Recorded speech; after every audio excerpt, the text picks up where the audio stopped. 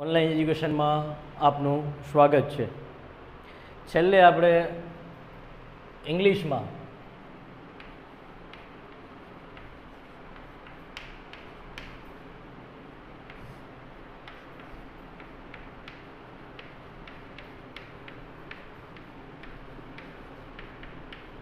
Direct ઇનડાયરેક્ટનો છે એ આપણે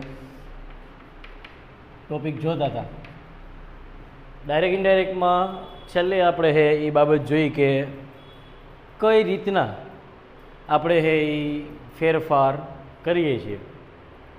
ફેરફારમાંય મુખ્યતઃ બાબત આપણે જે સમજવાની હતી આપણે જોઈ કે ભાઈ કયો વાક્ય હોય, કારણ કે વાક્યના આપણે 5 પ્રકાર જોયા હતા. એક તો વિધાન વાક્ય, પ્રશ્નાર્થ વાક્ય, આજ્ઞાર્થ વાક્ય, ઉદ્ગાર વાક્ય, લેટ અને લેટ્સવાળા. એમાં આપણે તમામ પ્રકારની બાબત જોઈ હતી કે ભાઈ સેટ ટુના સ્થાને શું કરવાનું થાય. એ જ રીતના કંજક્શન સંયોજક વાપરવાનું થાય તો એ સંયોજક ક્યુ વાપરવાનું થાય, આ બાબત આપણે એમાં જોઈ ગયા હતા. સંયોજકની દ્રષ્ટિએ આપણે મુખ્યત્વે બાબત જે સમજવાની હતી કે ભાઈ વિધાન વાક્ય હોય તો ધેટ હોય, આજ્ઞાર્થ વાક્ય હોય તો ટુ અને નોટ ટુ હોય, પ્રશ્નાર્થ વાક્ય હોય તો ઇફ કે વેધર, ને એ પણ ખાલી શેમાં તો કે જ્યારે સહાયકારક ક્રિયાપદથી પ્રશ્ન વાક્ય બનતું હોય ત્યારે હોય. અને ઉદ્ગાર વાક્યમાં તો ફિક્સ છે કે ભાઈ ધેટ જ વપરાય. લેટ અને લેટ્સવાળામાં લેટવાળું વાક્ય આજ્ઞાર્થ જેવું હોય તો ટુ અને નોટ ટુ, હકારમાં ટુ, હકારમાં નોટ ટુ. અને જો લેટ્સવાળું વાક્ય હોય એટલે કે ધેય સુડવાળું વાક્ય બને તો ધેટ. તો આપણે ફેરફાર જોઈ ચૂક્યા હતા. આ વખતે આપણે એ પેરેગ્રાફમાં ફેરફાર કઈ રીતના થાય એ સમજવાનું હતું. પેરેગ્રાફમાં ફેરફાર કઈ રીતના થાય એ બાબત ચોક્કસ આપણે સમજીએ, પણ એના પહેલાં આપણે એ બાબતોની વિગતો આપણે જાણી લઈએ કે આપણે એ પેરેગ્રાફમાં થોડા ઘણા એવા પણ શબ્દ આવતા હોય જેને આપણે આપણી રીતે ઇનડાયરેક્ટ સ્પીચમાં ફેરવવાના હોય, જેને કોઈ જ નિયમ લાગુ ન પડતું હોય. ઉદાહરણ તરીકે આપણે છેલ્લે લેટ્સવાળું વાક્ય જોયું, પણ એના પછી એક શુભેચ્છા દર્શક વાક્ય પણ આવે, બરાબર. તો શુભેચ્છા દર્શક વાક્ય હોય તો એને શું હોય, એને કોઈ નિયમ લાગુ ન પડે, એને આપણે પોતાની જાતે એને સેટ કરવાના હોય. ઉદાહરણ તરીકે તમને એકાદ વાક્ય સમજાવવાનો પ્રયત્ન કરું, બરાબર. ચિંતન said to me, ઇન્વર્ટેડ કોમાની અંદર હોય, thank you. Or Chintan said to me thank you, આ રીતના હોય તો અહીંયા ચિંતનનું ચિંતન રહે. સાઈડ ટુના સ્થાને શું કરવાનું, તો આ શુભેચ્છા દર્શક વાક્ય. અહીંયા તમારે સહાયકારક ક્રિયાપદના સ્થાને ડાયરેક્ટ શુભેચ્છા જવા દઈ શકો, જેવું તમારી સામે આપેલું ઇન્વર્ટેડ કોમાનું વાક્ય એને આધીન તમારે એ નિયમ લાગુ કરવાના થાય. હવે અહીંયા શું છે, થેન્ક યુ એ રીતના તમારી સામે વાત કરી છે, તો અહીંયા થેન્ક શબ્દ રહ્યો એનો તમે એ ક્રિયાપદમાં વાપરી શકો. હા, વાપરી શકી. તો ડાયરેક્ટ સાઈડ ટુના સ્થાને શું થઈ જાય, થેન્કડ. યુ, યુનો ફેરફાર કોના આધારે, સાંભળનારના આધારે. અહીંયા યુ શું છે, કર્મ છે, તો અહીંયા લિસનર કર્મ વિભક્તિમાં જ છે, તો અહીંયા શું ડાયરેક્ટ આવી જાય, થેન્કડ મી, બરાબર. બીજું વાક્ય જુઓ,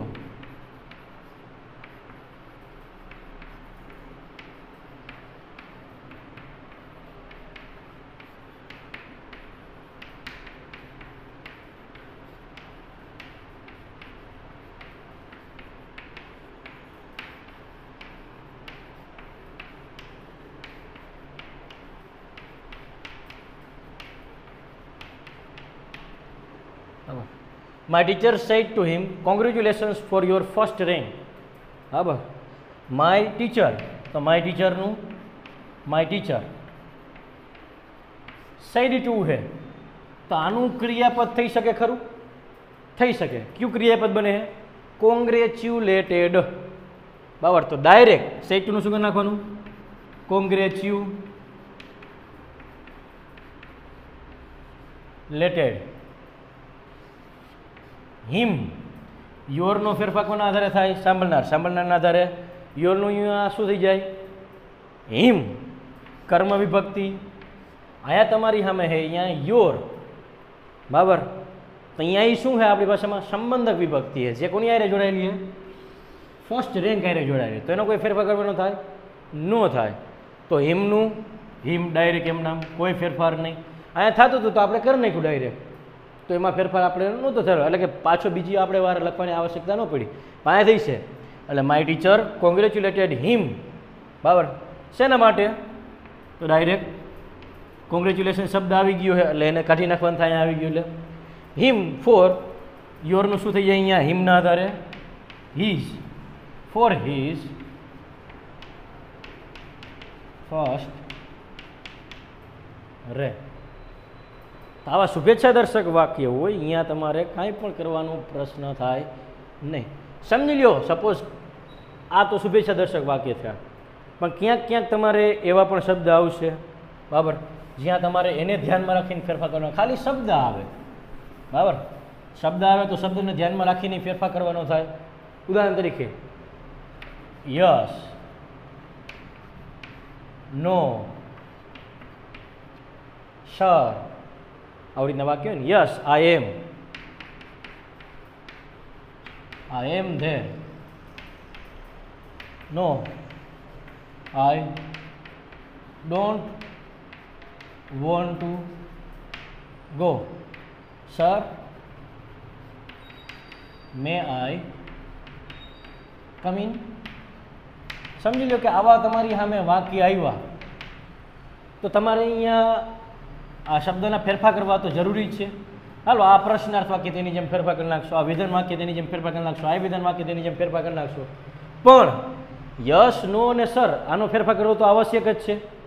તો યશનો ફેરફાર તમારે કરવાનો થાય તો શું કરવાનું થાય? આપણી ભાષામાં કેવું હોય તો રિપ્લાઇડ પોઝિટિવલી. બરાબર. નો ફેરફાર કરવાનો થાય તો શું આવે? Replied negatively. બરાબર. સર લખેલું હોય તો સર શું છે? સામેવાળાને એક આદર સન્માન આપતો શબ્દ છે, બરાબર. તો ત્યારે લખવાનું શું? ટોલ્ડ હે તો ટોલ્ડ, આસ્ડ હે તો આસ્ડ, જે હે અહીંયા સેડ ટુનું એને શું લખવાનું? With respect. તો આ બધા સામાન્ય એવા ફેરફાર થયા કે જે વાક્યની અંદર હે એ આવતા હોય, અને વાક્યની અંદર આવતા હોય તો આપણે એને સમજવાના હોય કે ભાઈ વાક્યની અંદર એ ફેરફાર આવ્યા છે તો આપણે એનો ફેરફાર આ રીતના કરીએ, બરાબર. ખાસ કરીને ધ્યાનમાં રાખવા બાબત જેવા નો, યસ, સર, આ બધા એવા ફેરફાર જેમાં તમારે એ ધ્યાન રાખવું જોઈએ. કહેવાનો મતલબ શું છે વિદ્યાર્થી મિત્રો, કે તમારે એ જ્યારે ફેરફાર આવે ત્યારે એને કરવાના થાય, બરાબર. હવે આપણે એ થોડાક પેરેગ્રાફની દ્રષ્ટિએ 3-4 ઉદાહરણ જોવાનો પ્રયત્ન કરીએ અને સમજવાનો પ્રયત્ન કરીએ. કોઈ પણ પેરેગ્રાફ હોય વિદ્યાર્થી મિત્રો, પાકું છે એટલું કે આપણે એક એક વાક્યનો ફેરફાર કરવાનો છે. ચિંતા આપણી નથી કરવાની આવડું મોટું. નોર્મલી ડાયરેક્ટ ઇનડાયરેક્ટમાં તમે એવું વિચારતા હોય કે આવડો મોટો પેરેગ્રાફ આપણાથી ન થાય, સિંગલ વાક્ય આપે થઈ જાય, પણ આપણે સિંગલ વાક્ય જ ફેરવવા, આપણે કેમ બીજું કંઈ ફેરવવાનું? ઉદાહરણ તરીકે આપણે એકાદો અત્યારે પેરેગ્રાફ જોઈ, બરાબર. તમને કઈ રીતના પૂછે તો અત્યારે એક પ્રોસેસ આ રીતના હાલે. સમીર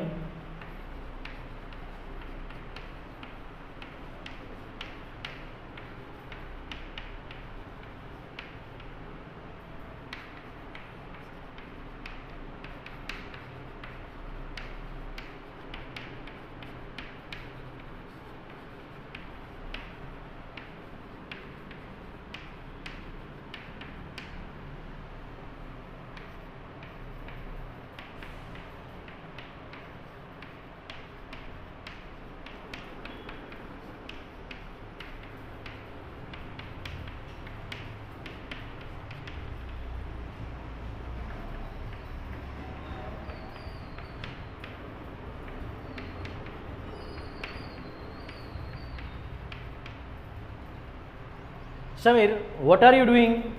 તું શું કરી રહ્યો છે? Neha, I am writing my homework. Sameer, when will you complete it? Neha, in 15 minutes.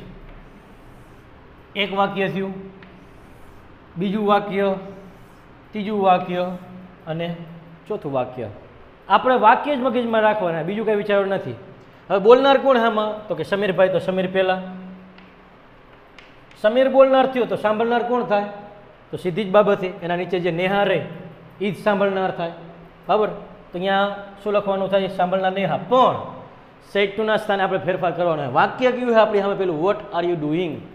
કેવું વાક્ય છે? પ્રશ્નાર્થ વાક્ય છે. જો પ્રશ્નાર્થ વાક્ય હોય તો સેટ ટુના સ્થાને આપણે શું લખવાનું થાય? આસ્ડ લખવાનું થાય. તો અહીંયા આપણે શું લખવાનું? આસ્ડ. સમીર આસ્ડ નેહાનું નેહા. પેલું વાક્ય વોટ. તો વોટમાં કાંઈ ફેરફાર હે નહીં. વોટનું વોટ. વોટ પછી પહેલાં ફેરફાર કોનો? કર્તાનો. કર્તા કોણ હે? યુ. યુનો ફેરફાર કોના આધારે થાય? સાંભળનાર. સાંભળનાર કોણ હે?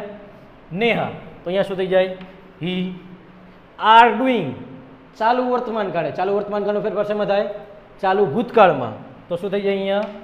Was doing. પણ સર નેહા હે તો કયો ને તમ તારે કોણ ના પાડે? તો અહીંયા શું આવશે? સી આવશે. What she was doing. બરાબર? થઈ ગયું આટલું. પેલું વાક્ય કમ્પ્લીટ. બરાબર? Neha I am writing my homework. Neha સામે શું કરે છે? જવાબ આપે છે. તો નેહા રિપ્લાઇડ અથવા તો આન્સર્ડ. કોને આન્સર આપે છે? કોને જવાબ આપે છે? તો સીધી વાત છે, કોને જવાબ આપે છે? સમીરને જવાબ આપે છે. બરાબર? તો અહીંયા સમીર લખવું હોય તો સમીર લખી શકાય. અને જ્યારે તમારી સામે કરતા હે એ બે અલગ અલગ હોય, અલગ અલગ જેન્ડરના હોય, ત્યારે તમે એના સર્વનામ પણ વાપરી શકો. અહીંયા સમીર ન લખવું હોય અને મારે એની જગ્યાએ હિમ લખવું હોય તો હાલે. પણ કઈ વિભક્તિ લખવાની થાય? સાંભળનાર હંમેશા કઈ વિભક્તિમાં હોય? કર્મ વિભક્તિમાં હોય. તો એ તમારે હિમ લખવાનું થાય. નેહા હોત તો હર. બરાબર? નેહા રિપ્લાઇડ અથવા તો આન્સર્ડ, સમીર અથવા તો હિમ. રિપ્લાઇડ આન્સરનો લખો ને ટોલ્ડ લખો તો એ વાંધો ન કહેવાય. પણ પ્રશ્ન પૂછ્યો એનો જવાબ આપે છે તો આપણે અહીંયા રિપ્લાઇડ અથવા તો આન્સર લખવું જોઈએ. એમાં આપણે ચિંતા કરે નહીં, લખાય. બરાબર? આન્સર લખાય, રિપ્લાઇડ લખાય, એમાં કોઈ તકલીફ પડે નહીં. તો નેહા રિપ્લાઇડ અથવા તો આન્સર સમીર અથવા તો હિમ. બરાબર? હવે વાક્ય શેમાં છે? આઈ એમ રાઇટિંગ માય હોમવર્ક. હું મારું ગૃહ કાર્ય કરી રહી છું. જવાબ આપે વિધાન વાક્ય છે. તો અહીંયા સંયોજક તરીકે શું આવે? ધેટ. બરાબર? Neha replied him that. આઈનો ફેરફાર કોના આધારે? બોલનાર. બોલનાર કોણ છે? નેહા. એટલે અહીંયા શું થઈ છે? She am writing. એનું શું થઈ જાય? Was writing. She was writing my homework. માયનો ફેરફાર કોના આધારે થાય? બોલનાર. બોલનાર કોણ છે? નેહા. તો એનું શું થઈ જાય અહીંયા? હર. હોમવર્કનું હોમવર્ક.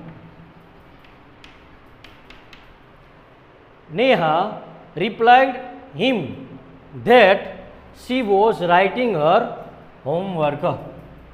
જવાબ આપી દીધો. બીજું વાક્ય અહીંયા થઈ ગયું પૂરું આપણું. પહેલું પૂરું, બીજું પૂરું. ત્રીજું વાક્ય Sameer when will you complete it. પ્રશ્ન પૂછ્યો છે પણ સમીરે પહેલાંય પ્રશ્ન પૂછ્યો હતો અને ફરી પાછો પ્રશ્ન પૂછ્યો. તો જ્યારે પુનરાવર્તી થાય, ફરીથી પ્રશ્ન આપે, ફરીથી જવાબ આપે, તો પુનરાવર્તી વાચક શબ્દ માટે આપણે શું વાપરી શકીએ? અગેન. ફરી પાછું. તો આપણે શું કહેવાનું અહીંયા? સમીર પૂછે પણ અગેન આસ્ડ. કોને પૂછે? નેહા.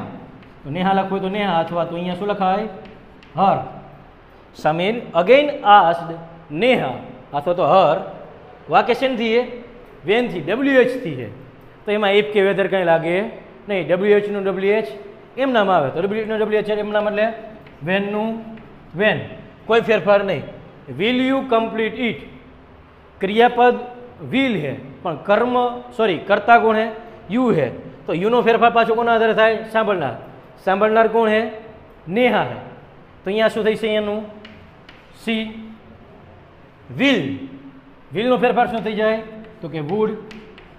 વેન સી વુડ કમ્પ્લીટનું કમ્પ્લીટ, ઇટનું it. When she would complete it. આટલું થયું અહીંયા. હવે નેહાએ અહીંયા જવાબ આપ્યો. ત્રીજું વાક્ય કમ્પ્લીટ. In 15 minutes. 15 મિનિટમાં કામ પૂરું થઈ જશે. પણ એ વાક્ય કેવું છે? અધૂરું વાક્ય છે. અધૂરું વાક્ય છે તો આપણે યાદ રાખવાનું કે પેરેગ્રાફમાં આપણે અધૂરું વાક્ય લખતા નથી. પેરેગ્રાફમાં આપણે પૂરેપૂરું વાક્ય લખી અને પૂરું વાક્ય લખવાનું થાય એટલે શું લખવાનું થાય? I will. પ્રશ્ન શેનાથી અહીંયા હતો? વિલથી હતો. એટલે I will complete in 15 minutes, અથવા તો આઈની સાથે શેલ લાગે તો આઈ શેલ કમ્પ્લીટ ઇન 15 મિનિટ્સ. આ મગજમાં રાખવાનું અને એનું આપણે ઇનડાયરેક્ટ સ્પીચ કરવાનું થાય. તો જવાબ કોણ આપે? નેહા.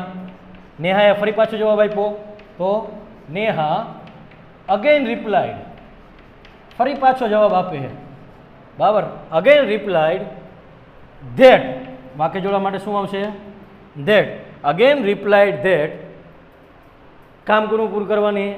આઈ. આઈનો ફેરફાર કોના આધારે થાય? નેહાના આધારે, બરાબર. રિપ્લાઇડ આપે કોને? તો કે સમીર, એટલે અહીંયા હિમ, બરાબર. Again replied him that. આઈનું થઈ જાય સી. I shall. સેલ અને વિલ બંનેનો ફેરફાર શેમાં થઈ જાય? વુડમાં. તો સી વુડ. કમ્પ્લીટનું કમ્પ્લીટ, બરાબર.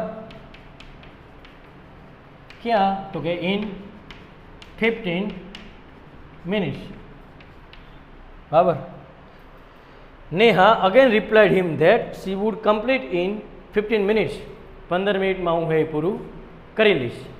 તો આ રીતના હે તમારે જ્યારે પેરેગ્રાફવાળા પ્રશ્ન વાક્ય હોય ત્યારે ફેરફાર કરવાનો થાય. એક પદ્ધતિ આ રીતના છે. બીજી પદ્ધતિ છે. બીજી પદ્ધતિ કઈ રીતના છે એ પણ આપણે જોઈ લઈએ.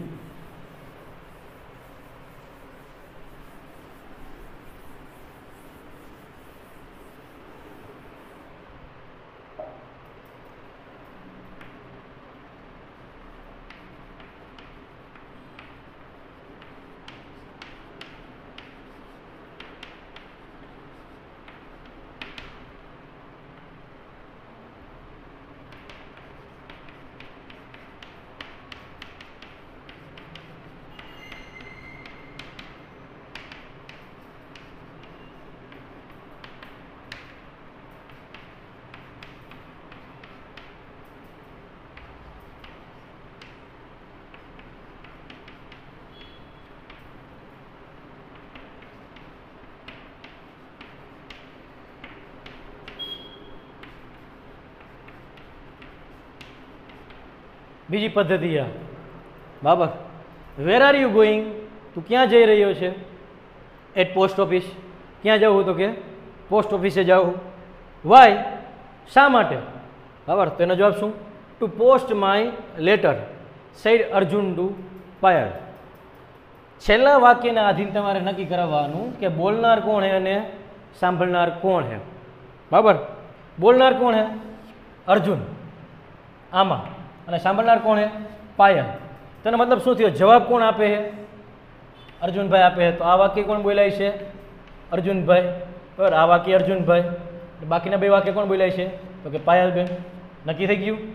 બીજી પ્રોસેસ આ રીતના આવે કે જેમાં તમને ખ્યાલ ન હોય કે બોલનાર કોણ છે ને સાંભળનાર કોણ છે. એ તમારે જાતે ડિફાઇન કરવાનું હોય કે આ બોલનાર છે ને આ સાંભળનાર છે, બરાબર. તો એ દ્રષ્ટિએ હોય તો ત્યારે તમારે ફેરફાર રીતના કરવાનું થાય. તો હવે આપણે પહેલેથી જોઈ. પહેલો પ્રશ્ન પ્રશ્નાર્થ વાક્ય તો પાયલ આસ્ડ. પાયલે પૂછ્યું. કોને પૂછ્યું? અર્જુનને, બરાબર. WH થી છે એટલે કાંઈ પ્રશ્ન એને. વેરનું વેર. વેર આર યુ? યુનો ફેરફાર કોના આધારે? સાંભળનાર. સાંભળનાર કોણ છે? અર્જુન. તો અહીંયા શું આવશે? હી. વેર હી વોઝ ગોઈંગ. અર્જુને ટૂંકમાં જવાબ આપ્યો એટ પોસ્ટ ઓફિસ. તેનો મતલબ શું થાય? I am going to post office. તેનો જવાબ લખવાનો થાય ત્યારે શું લખવાનું થાય? Arjun reply her. આપણે કીધું તો બે અલગ અલગ જેન્ડર ના હોય તો આપણે લખી શકીએ. Replied her that he was going at post office, બરાબર. પ્રશ્ન પૂછે વાય? શા માટે? તો પાયલ બીજી વાર પૂછ્યું એટલે અગેન. પાયલ અગેન આસ્ડ, બરાબર. કોને? અર્જુનને. એટલે અહીંયા હિમ. વાય? વાય અધૂરું વાક્ય. વાય એટલે તું શા માટે જઈ રહ્યો છે? Why are you going? Why he was going બરાબર. હવે વળી પાછો જવાબ આપ્યો ટુ પોસ્ટ માય લેટર. તો અર્જુનભાઈ પાછો રિપ્લાય આપે. Arjun again replied her that he go है અહીંયા ટુ પોસ્ટ માય લેટર. શેના માટે જાય? he goes to post his letter. તો એ દ્રષ્ટિ અહીંયા શું થઈ જાય? he went to post માયનું શું થઈ જાય અહીંયા? his લેટરનું લેટર. તો વિદ્યાર્થી મિત્રો આ રીતના તમારે આ રીતના પણ આપણને એ પેરેગ્રાફ ઘણીવાર પૂછાઈ શકતા હોય. એના સિવાયના પણ પેરેગ્રાફ ઘણા બધા એ પૂછવામાં આવે છે. બરાબર. થોડા ઘણા તમને તમારા નોટબુકના પણ કરાવ. બરાબર. એના પછીનું આપણે કદાચ જોવા જઈએ તો સરસ મજાનું એમાં ઉદાહરણ આપ્યું છે જેમાં મિક્સ વાક્ય છે. સીધી ભાષામાં કેવું હોય તો લેટ્સવાળું વાક્ય હોય, પ્રશ્નાર્થ વાક્ય હોય, વિધાન વાક્ય હોય, તમામ પ્રકારના વાક્ય એની અંદર રહેલા હોય. એવું વાક્ય પણ આપણે એકાદું જોઈએ. બરાબર.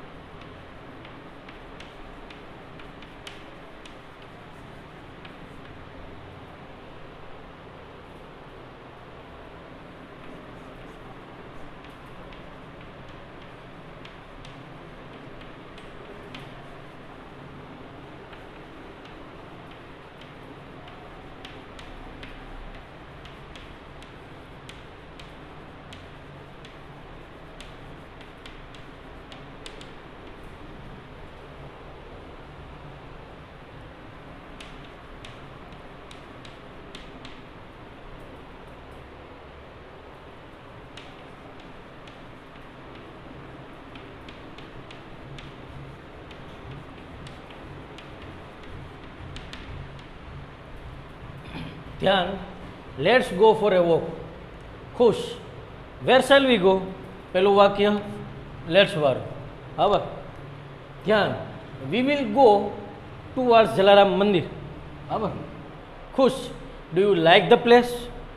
બરાબર. આ રીતના આપણી સામે સંવાદ. સૌથી પહેલું ધ્યાન બોલવાળો એટલે ધ્યાન. સાઈડ ટુના સ્થાને આપણે મૂકવાનું હોય કોઈ બાબત. સાઈડ ટુના સ્થાને મૂકવાનું હોય તો આપણે નક્કી કરવાનું થઈ છે લેટ્સના આધારે. લેટ્સ વાળું એટલે સજેશન કરે છે, સૂચન કરે છે. તો આપણે શું વાપરશું? સજેસ્ટેડ. ઓર ધ્યાન સજેસ્ટેડ. કોને સજેસ્ટેડ કરે? ખુશને. ખુશનું ખુશ. સજેસ્ટેડ લેટ્સ વાળું વાક્ય એટલે સંયોજક તરીકે ધેટ. પણ લેટ્સનું શું થઈ જાય? બરાબર. ધઈ શુડ. ધઈ શુડ ક્યાં જવાનું છે? તો કે ગો ફોર એ વોક. આપણે એવું કીધું હતું કે સર આ વાક્યમાં આપણે કાળનો ફેરફાર થાય. અહીંયા જ્યારે શુડ આવ્યું હોય તો શુડ ભેગું તો ક્રિયાપદનું મૂળ રૂપ જ રહે. હા, આની પાછળ કોઈ વાક્ય હોત તો 100% એમાં તમારે કાળનો ફેરફાર કરવાનો થાત. બરાબર. પણ આમાં એવો ફેરફાર કરવાનો થાય નહીં.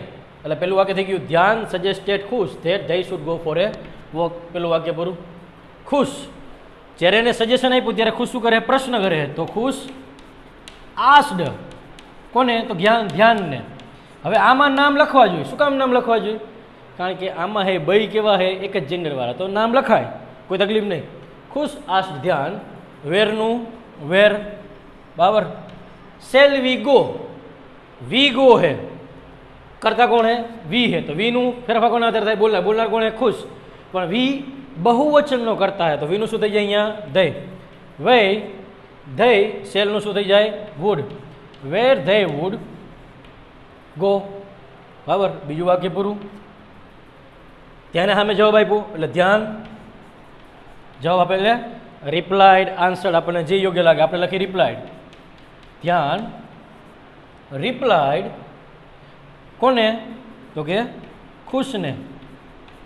That we will go towards Jalaram Mandir. તો વીનું શું થઈ જાય?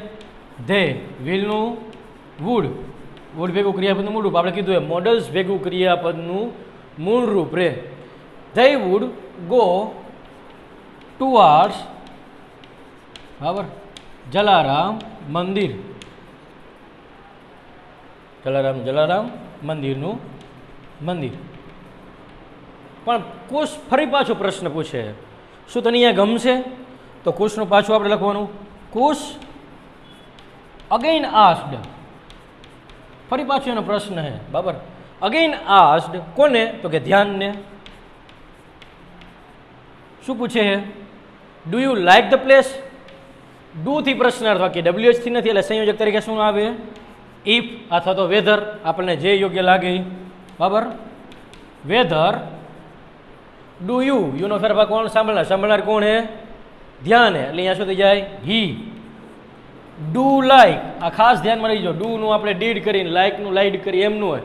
ડુ લાઇક એટલે સાદો વર્તમાન કાળ, એનો સાદો ભૂતકાળ કરી અને હકાર વાક્ય બનાવે તો શું થઈ જાય? લાઇક ડ. તો ડાયરેક્ટ શું આવે અહીંયા? લાઇક ડ, બરાબર. આપણી ભાષામાં ડુ લાઇક હે, અહીંયા એ પ્રશ્નાર્થ વાક્ય છે, એનું તમે હકાર વાક્ય બનાવો એટલે શું થાય? તો કે લાઇક. તો એનું શું થઈ જાય? ડાયરેક્ટ લાઇક ડ. આપણે કોઈ પણ પ્રશ્ન વાક્ય, આજ્ઞાર્થ વાક્ય જે કહ્યું બધાને આપણે શેમાં અંતે લઈ જઈએ? વિધાન વાક્યમાં. હકાર વાક્ય ન કહે પણ વિધાન વાક્યમાં લઈ જઈએ. તો વિધાન વાક્યમાં હે એમાં તો ડીડ આવે નહીં ક્યાંય, બરાબર. તો એ દ્રષ્ટિ અહીંયા શું થયું? અહીંયા હી લાઇકડ, બરાબર. હી liked the place.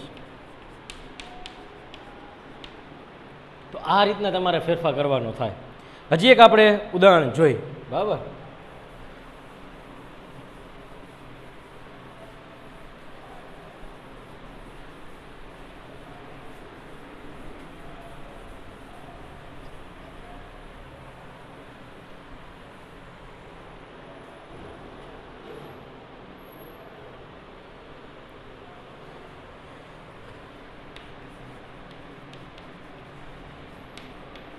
The mayor said, inverted comma ની અંદર,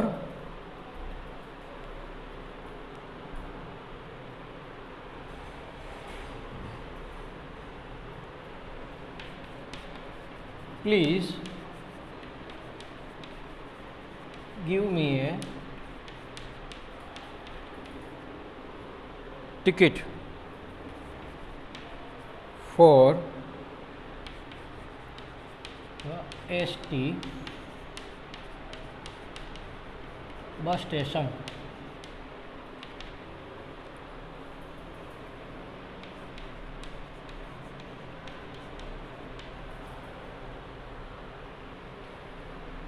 Conductor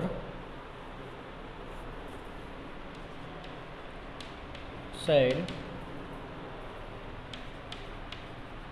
sorry, I can't.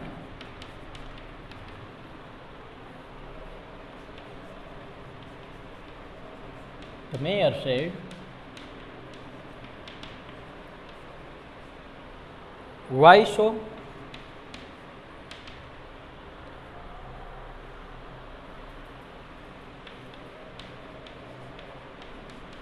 Conductor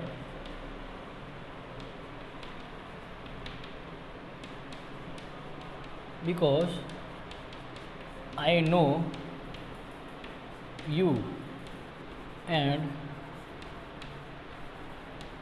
you come for visit and checking. આ રીતના તમારી સામે એક પેરેગ્રાફ છે, બરાબર. The mayor said, please give me a ticket for the ST bus station. Conductor said, sorry, I can't. The mayor said, why so? Conductor said, because I know you and you come for visit and checking. બરાબર. પહેલું વાક્ય the mayorનું, the mayor said, સાઈડનું શું થઈ જાય? અહીંયા શબ્દ આપણને આપ્યો છે પ્લીઝ, એટલે શું આવે અહીંયા? રિક્વેસ્ટેડ. ધ મેયર રિક્વેસ્ટેડ કોને? કંડક્ટર ટુ, કારણ કે હકાર વાક્ય ગીવનું ગીવ, મેનું શું થઈ જાય? Him. a ticket for the ST bus station. Conductor said, શબ્દ આવ્યો અહીંયા સોરી, તો એ શું કરે અહીંયા? દિલગીરી વ્યક્ત કરે, દુઃખ વ્યક્ત કરે કે એ કરવા માટે સક્ષમ નથી. બરાબર, તો આપણે શું લખવાનું? કંડક્ટર, વાક્ય કેવું છે? આઈ કાન્ટ, હકાર વાક્ય પેલું આપણે પૂરું કર્યું. હકાર વાક્ય એટલે ટોલ્ડ. કંડક્ટર ટોલ્ડ કોને? The mayor. પણ કઈ રીતના? વિથ સોરો, દુઃખ સાથે. વિથ સેડ, વિથ રિગ્રેટ, જે પણ તમે કહ્યું અહીંયા. ધેટ હી કુડ નોટ, આ અધૂરું વાક્ય. આખું વાક્ય શું થાય? He could not give him a ticket. Give him a ticket. પ્રશ્ન આવ્યો, ધ મેયર, વાય સો? એવું શું કામ? બરાબર, તો the mayor asked why he could not give so. why so એનો મતલબ શું છે? તમે શા માટે મને દઈ નથી શકતા? આખું વાક્ય શું થાય? why can you not give me so? શું કામ મને નથી શકતા? એટલે આપણે એનું ડાયરેક્ટ કર્યું, why he could not give so, અથવા તો અહીંયા તમારે કદાચ લખવું મેળની દ્રષ્ટિએ તો him. Why could not give him so, શું કામ નથી એકતા? તો કંડક્ટર શું અહીંયા જવાબ આપે? પણ જવાબ એનો કેવી રીતના છે? બરાબર, because I know you and you come for visit and checking. Conductor કહે કે હું તમને જાણું છું. એટલે conductor told with giving reason, કારણ સાથે કહે. એટલે બિકોઝ તમારું અહીંયા નીકળી ગયું. With giving reason that he, નોનું શું થઈ જાય? ન્યૂ. હી ન્યૂ, યુ અહીંયા શું છે? કર્મ એટલે હિમ. હી ન્યૂ હિમ એન્ડ હી, કમનું શું થઈ જાય? Came. He came for visit and checking. Visit અને ચેકિંગમાં ફેરફાર ન થાય, કારણ કે અહીંયા ક્રિયાપદ તરીકે નથી આવ્યા. અહીંયા એ પોતે છે એ નાઉન તરીકે આવ્યા. અહીંયા મુલાકાત લેવા અને તપાસ કરવા માટે આવ્યા છે. તો આ રીતના વિદ્યાર્થી મિત્રો તમારે ફેરફાર કરવા થાય. કદાચ ગમે એટલો મોટો પેરેગ્રાફ આપે, આપણે એક એક વાક્યને જોતું જવાનું અને ફેરફાર કરતા જવાના. જો આ રીતના આપણે કરીએ તો 100% આપણને છે એ પેરેગ્રાફને ચેન્જ કરવામાં સરળતા પણ રહે અને આપણને એમાં મજા પણ આવે. બરાબર, તો તમે આ રીતના પ્રેક્ટિસ કરજો. જોકે આપણે અહીંયા પણ લાઈવમાં કરી હતી. છતાં પણ જો તમારે કાંઈ પ્રશ્ન રહી જાય તો ચોક્કસ ઓનલાઈનના માધ્યમથી તમે એ પ્રશ્ન કરી શકો. નમસ્કાર.